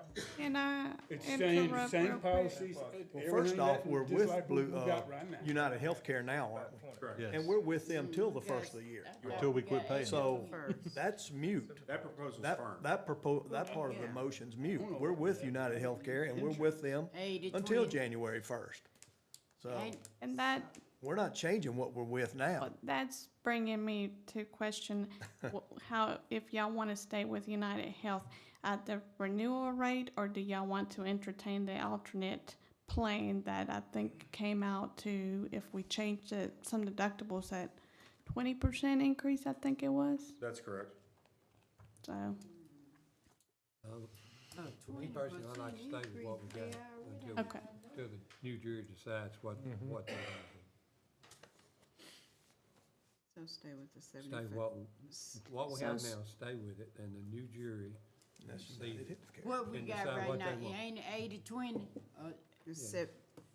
It's 80-20 now. The 20. proposal Oh. includes tweaking the deductible out of pocket and lowering the co-insurance to 70%. I think there's a little bit of confusion there. Yes. So, talking about the premiums for The contribution, I'm sorry. yeah. We're talking about contributions. Yeah, so the 75-25, the jury pays 75% of the premium, 25% of the premium comes out of the employee's paycheck. Yes.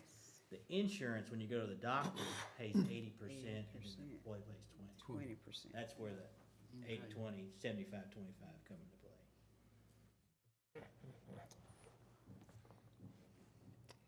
So what motion are we putting up here now?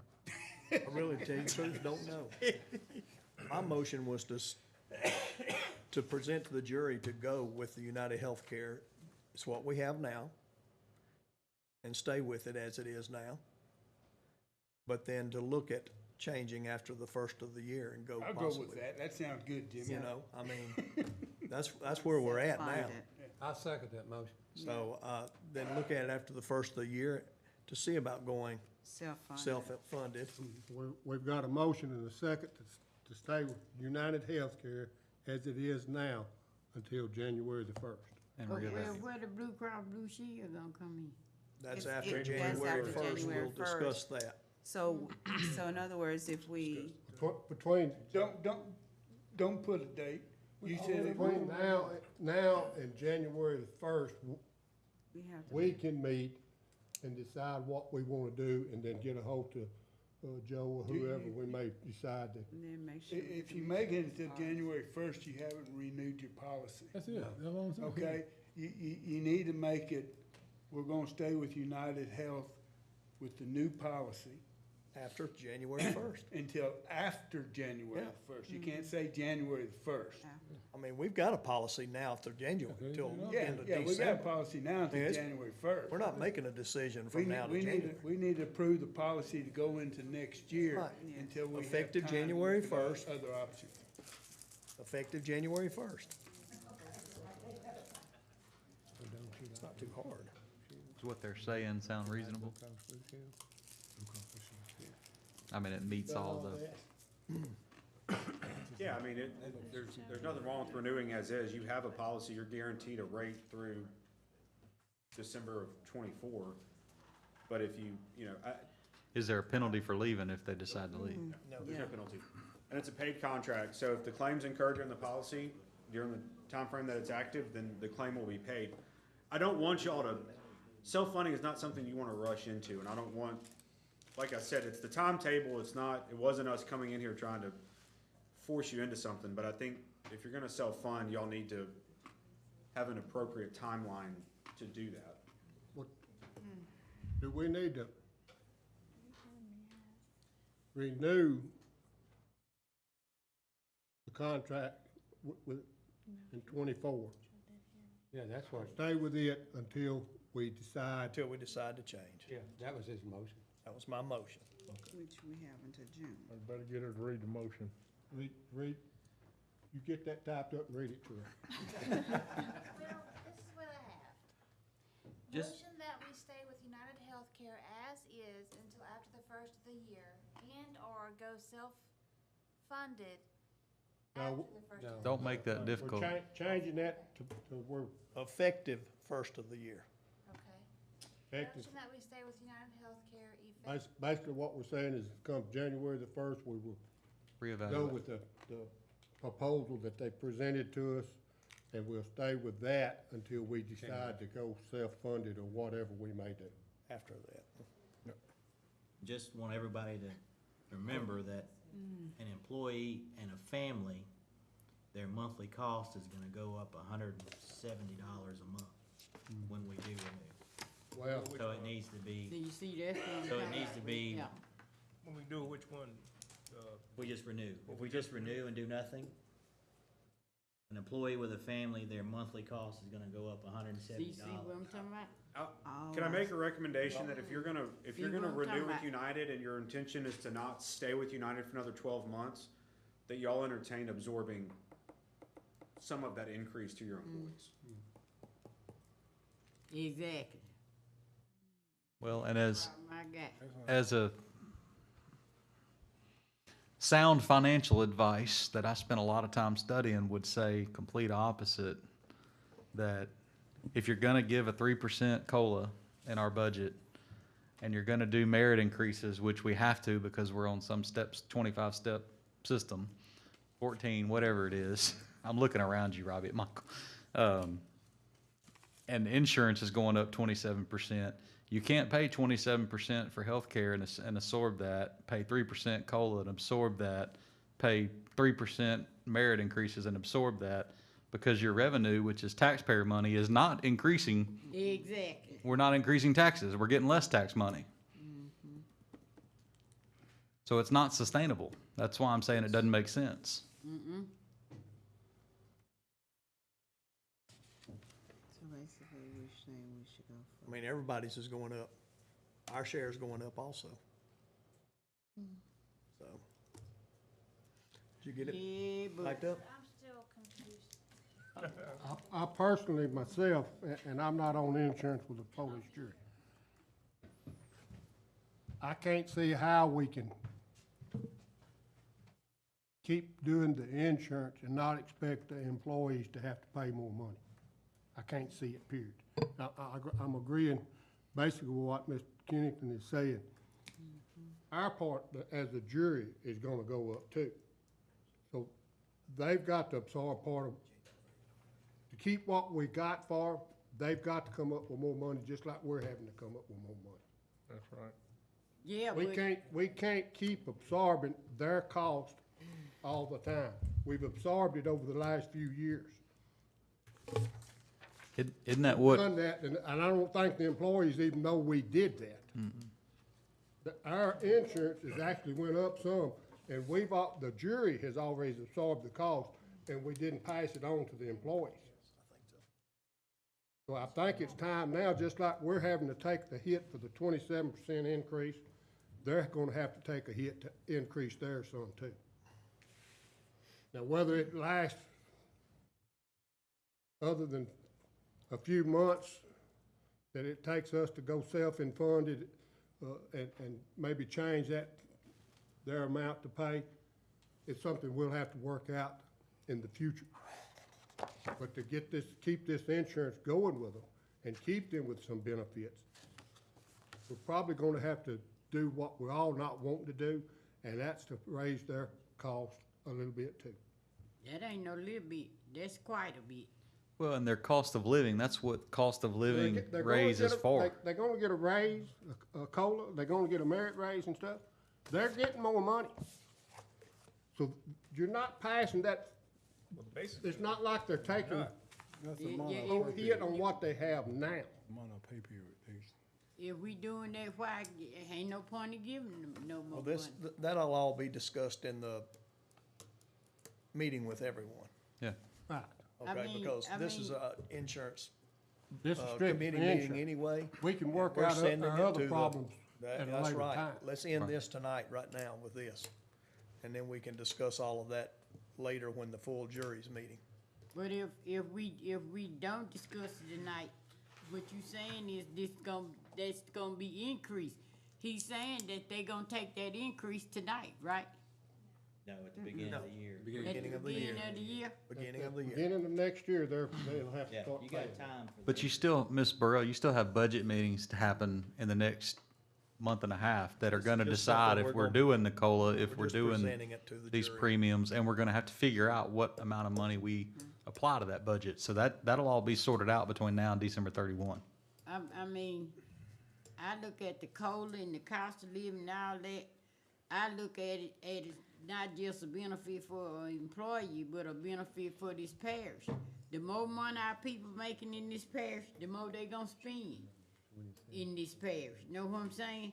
So we get it back, really honestly, as taxpayers. Or if we keeping this money in our parish, we benefit too from it. So I just can't see giving me a raise if you gonna take it back in the insurance. You ain't gave them nothing. And then y'all want to stay in this parish and work. I'm talking about thinking outside the box. How these employees feel. That's what I'm thinking about. Outside of the box. Mr. Parker? Yes, sir. I have had the parish insurance before, and now I don't. Richard worked at the same place I work now, and I'm sure he'll agree with me that every year we pay more for insurance. It's just, it's not just this parish. It's not just this police jury that gets increases on health insurance. Every year, they come out with the health insurance plan and they say, guess what? You get to pay this much more this year for your health insurance. Same coverage, but we get to pay this much more. Was it $100 something? It hasn't ever gone up $100. Was it $100 something? Y'all just don't know. To most of our parish employees, $100 something out their paycheck. That's a lot. To a lot of, most of our employees that work for us, our support workers, $100 something is a lot out their paycheck. And I'm just telling y'all the truth. Everybody wasn't born with a silver spoon in their mouth. Some people work hard and have to struggle. And that's what I'm trying to get y'all to open your eye. I'm talking about compassion. He's also quoting the family rate. He's not quoting the employee-only rate. The employee-only rate increase is $53. Yeah, and so $25 a check. Still, that's even worse if it's the family. Cause you just think you got married with 6 children. Mr. Garcia, Yes, sir. what is the average wage for our workers? Across the board, what is the average wage? Probably, I would say maybe $20 an hour.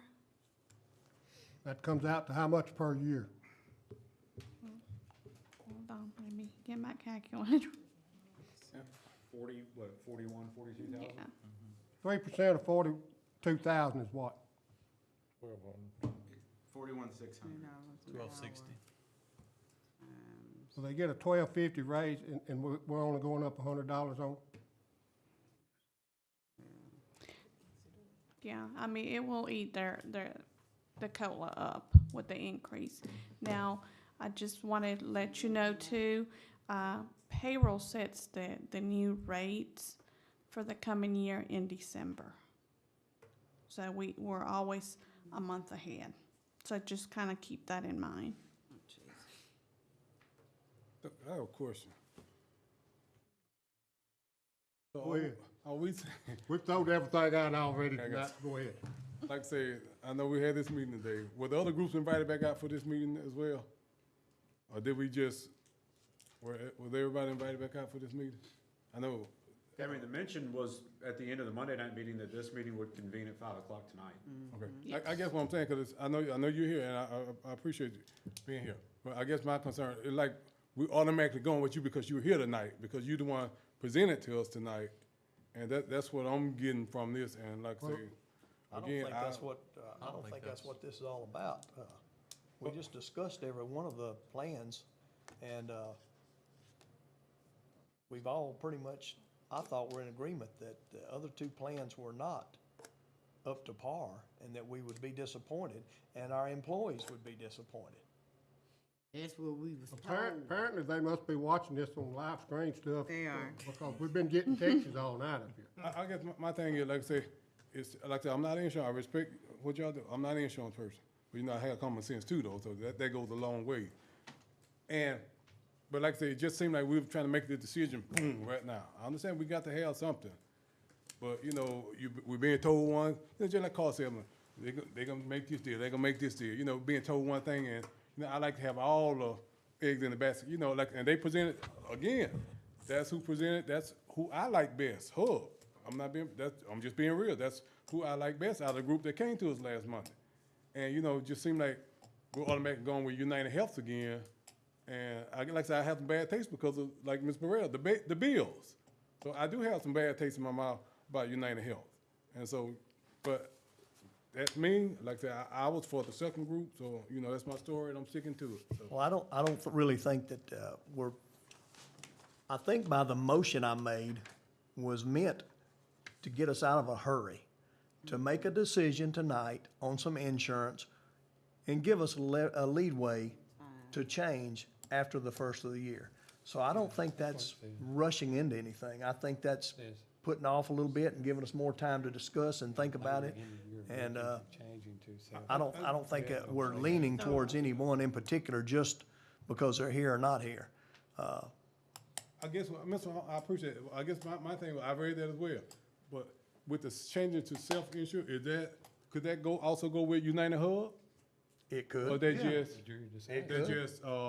cause that's why I was just trying to make sure there was clarity. Are we just locking ourselves in with United Health tonight? That's why I just wanna make sure. In other words. I understand we have to get something, you know, to start at the beginning of the year. But I didn't wanna make sure we automatically going with them next year either. So that was my concern. About all we're really trying to do here tonight, Richard, is keep insurance. I agree with that. I have no problem with that, till we can look. But I just didn't want the other parties to be kicked out and say, we can't look at them. We That can was look my at, thing. we can look at all of them Gotcha. once we get this set. Gotcha. I'm fine with that. I can go with that. I would say that there's a lot of unanswered questions with Hub. Yeah. A lot. So if that's the route you wanna go, we would need to get them in here and ask them a lot of questions. And just like he presented the whole plan. We'll give them a fair chance. Yeah, they came, deserve the told us same 5 minutes. opportunities they got.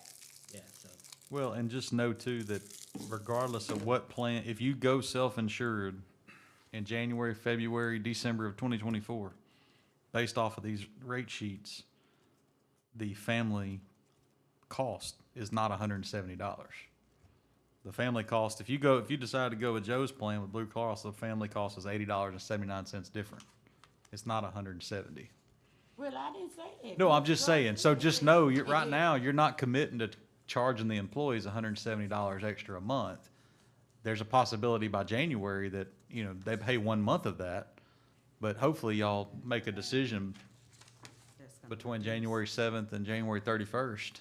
Last year ain't gonna be. My point was to make that it's very important that a decision is made soon in the year, so the employees don't see that big deduction come out of their check in the first month of the year.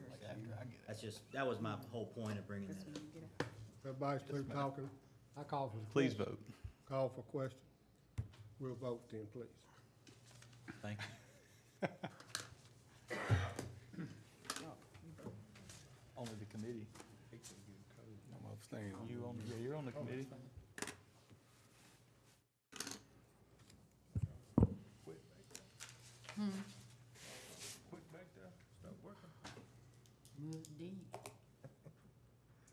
Motion to adjourn, Mr. Chairman. Motion passed. Motion to adjourn. Everybody in favor, say aye. Aye. We're adjourned. God bless you. Thank you for all spending time up here tonight. Jesus.